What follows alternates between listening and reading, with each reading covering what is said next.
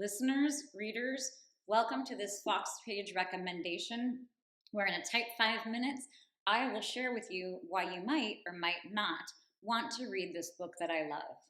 Today we're talking about Annie Ernaux's Les Années, which is translated into English as The Years. This is a woman who has just won the Nobel Prize for Literature. She's a French writer. She actually grew up and writes about the same part of the world as Flaubert. So those of you who want an update on what's happening in Madame Bovary's neighborhood, Annie Ernaux is the woman to read.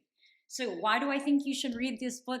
I'll tell you what, I really think you should read Annie Ernaux. The question is whether or not you read what is known to be her masterpiece, Les Années, or whether you pick another one of her books. If you like her writing, I would absolutely suggest that you read Les Années. My issue with Les Années is that it's kind of a compendium of French culture, and there are a lot of references that you might miss if you are not, in fact, French and you have not lived for the last 80 years. So on some level, it's a little bit tricky, and it's a little more opaque for American readers, I think, than some of her other work. On the other hand, I did this thing where I was like, oh, I'm just going to skim through some of this stuff where it starts to feel like I don't know who this pop star is. And I couldn't do it. I couldn't skim.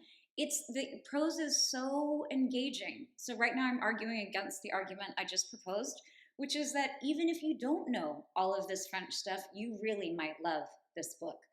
I will say that this novel has all the same incredibly limpid, incredibly clear, incredibly forceful prose that Annie Ernaux is known for. The Nobel Prize gave her the prize for her clinical acuity in terms of how she approaches the work, and I think that's a very apt description. She talks about huge issues like marital infidelity, having an abortion, a mother with dementia, what it's like to grow up as a young woman in a country that is still trying to figure out what to do with women. She tackles these very, very large issues with prose that is so clear and so sort of stately and so forceful. One other recommendation for these books is that they're all pretty short. They're all pretty slim. It's a pretty slim little catalog here, which I think is very satisfying. I mean, you can zip through these guys just like nobody's business. I will also tell you that if you are a person who has any French, these are a great way to read French, because unlike Flaubert, even though they're from the same neighborhood, unlike Flaubert, Annie Ernaux is not trying to tell you all of the details about the curtains and what sort of lace and what sort of carriage people are driving around in, because no one's driving around in carriages anymore. But Annie Ernaux's work is much more stripped down and much more, again, that clinical acuity. It's much clearer. So if you are someone who's interested in a short little book that really is going to reveal a lot about family relationships and about parents and about sense of place and about being someone from the lower middle classes and wanting to be educated at a time when that was not exactly the way that it was going to go for a small town girl in the north of France, Annie Ernaux is your woman. And even after I just said all of that stuff about how you might not want to read The Years because of its specificity and because of all of the cultural references, I'm going to just move right against that piece of advice and let you know that if these sentences that I'm about to read appeal to you at all, that you should just dive right on in. And when I say it's a longer book, it's not, I don't know if I actually said that. It is longer. It's longer than some of her other work. It's 233 pages, 231 pages in this English translation copy that I have here. And it's a very terse and a very tight 231 pages, and yet it spans from her childhood all the way through her maturity. So, as always, I'm going to read you the first sentence, because that's often how I tell.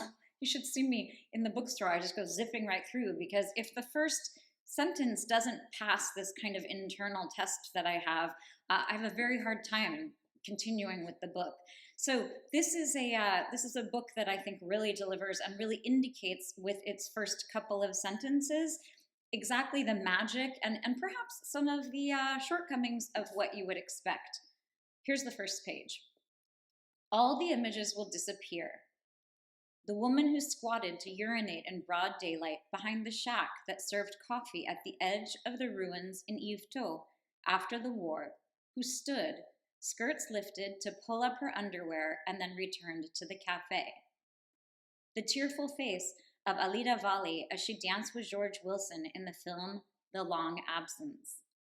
The man passed on a Padua sidewalk in the summer of 1990, his hands tied at the shoulders, instantly summoning the memory of thalidomide. So here you have a sense that that stunning first sentence, all the images will disappear, is then, which is just, it's uncanny. It's really, it's haunting and interesting and I think really intriguing. And then she gives us a few snapshots. Eventually the author herself comes a bit into view, but it's very much a portrait, just like James Joyce's Dubliners. It's a portrait of a much larger group. It's a portrait of a large community, if not an entire nation. Then I want to read, as always, one other sentence, just to give you a little sneak peek as to what you might get. And this, I think, does speak a bit to Annie Ernaux and her amazing ability to really tackle any kind of issue and speak with a clarity and a surety that are really impressive. This is on page 104. The discourse of pleasure reigned supreme. You had to feel pleasure while reading, writing, taking a bath, defecating. It was the alpha and the omega of human activities. We reflected on our lives as women. We realized that we'd missed our share of freedom, sexual, creative, or any other kind enjoyed by men. That gives you a good sense, too, of the essayistic kind of feel of this book. So I don't know if I've been saying novel this whole time. It is not a novel. I love the fact that it's very French in the sense that it defies categorization. There's a lot about Ernaux in here, but it's this incredible and I think enticing combination of essay together with autobiography, together with memoir, together with social treatise. So I cannot recommend this book highly enough, unless you think that you should perhaps read one of her other works. Okay, happy reading!